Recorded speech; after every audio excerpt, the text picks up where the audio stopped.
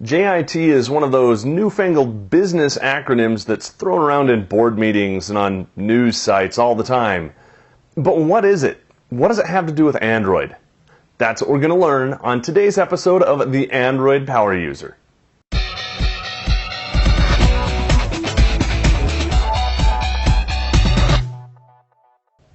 So JIT, sometimes pronounced JIT. What is it? Well, it stands for just in time. It's always good to be on time, right? Well, what does it mean? For that, we got to go to logistics. You ready for this one? We'll keep it short. In logistics, supply and demand, production lines, assembly lines, whatever you want to call it, JIT is the concept of having inventory delivered just when you need it, just in time. If you're a manufacturer of widgets and you need some cogs, well, you don't want to have a whole bunch of cogs on hand because, well, inventory is expensive. Warehouses to hold that inventory are expensive. Insurance to prevent or to make up for break-ins on those cogs is expensive. So if you can cut down all of that inventory and get your stuff just in time, well, you're great. Unfortunately, there are some drawbacks to that, like what happens if there's a hurricane or a flood or you don't have a reliable cog maker. Darn cogs, well, in that case, you're going to have problems on your production line. But that's kind of where the JIT metaphor breaks down. So what are we talking in terms of JIT and Android? JIT in computers, and let's face it, Androids are computers, comes down to something that's sometimes referred to as dynamic translation. Essentially, you're running your program right when you need it. You're not really running it, and that's where things get a little bit complicated. So before we uncomplicate things, we got to lay a little background.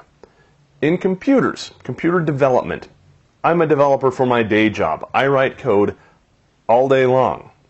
But the code that I write is all C#.net.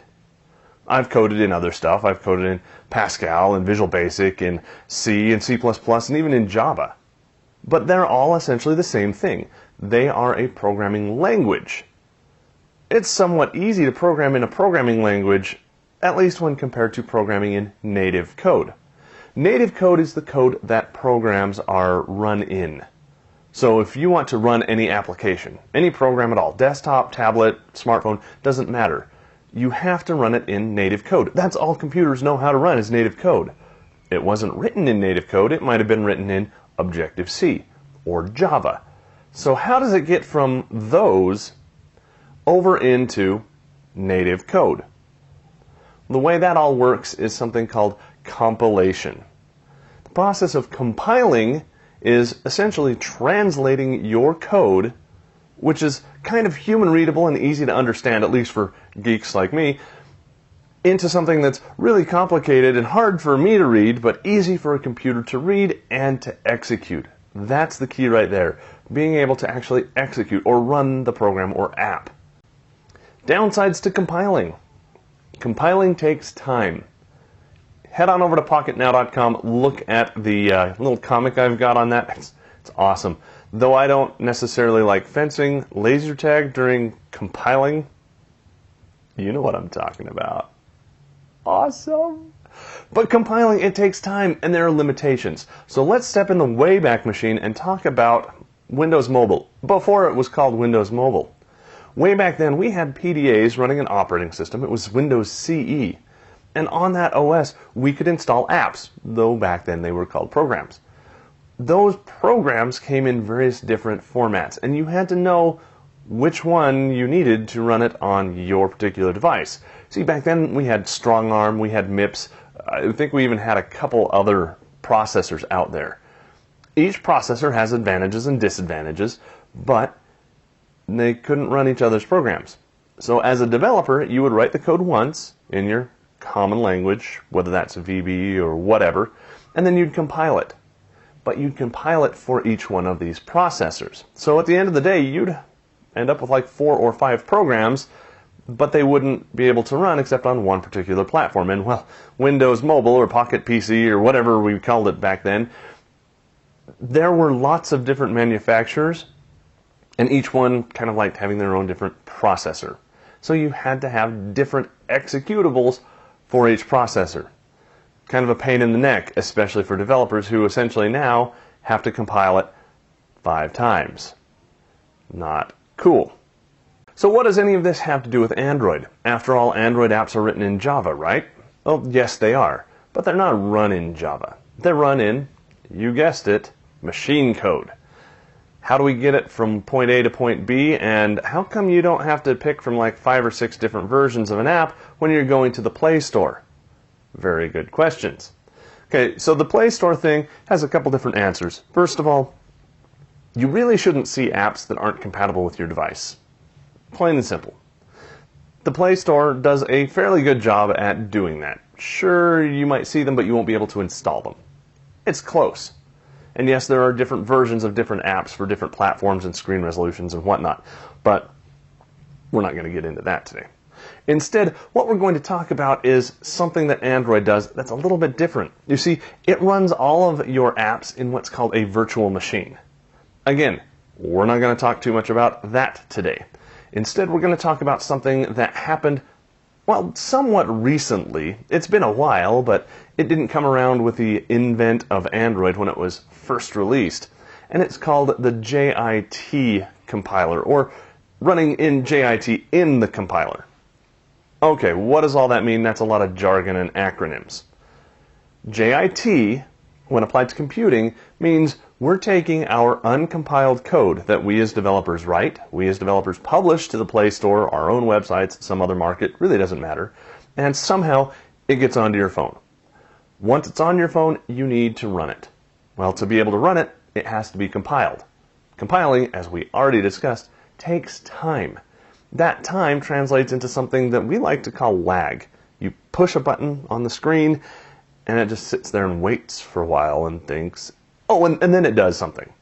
That lag is just painful. It's not enjoyable, it's not fun, it's not smooth, and it's not fast. So that's the way things kind of used to work. They would be automatically compiled when you ran them. Now that sounds like just in time, but it's not. Just in time, or JIT, was introduced into Android some time ago, and it really sped things up quite a bit, because it would compile your code right when you wanted to run it, and not all of it, just the stuff that you needed to be able to run. And then it got kind of super smart, and it started predicting what code you'd need to compile next, or what code it would need to compile next for you to be able to run. Does any of this make sense? Let's back up. So, I have an app. I install it on my phone, or my tablet. I go ahead and tap the icon. What happens then is that app, portions of it, are dynamically compiled on the fly, just enough to get me started. Once that's done, then the rest is kind of pre-compiled and put into cache. Yes, that's kind of an oversimplification of how things work. We do that quite a bit on Android Power User, but it gives you the idea. Just what you need is compiled just when you need it. It's a lot faster. And then in the background, the other stuff is dynamically compiled and cached for when you need it. It's very intelligent. Now, what does this let us do? Let's back up for just a minute.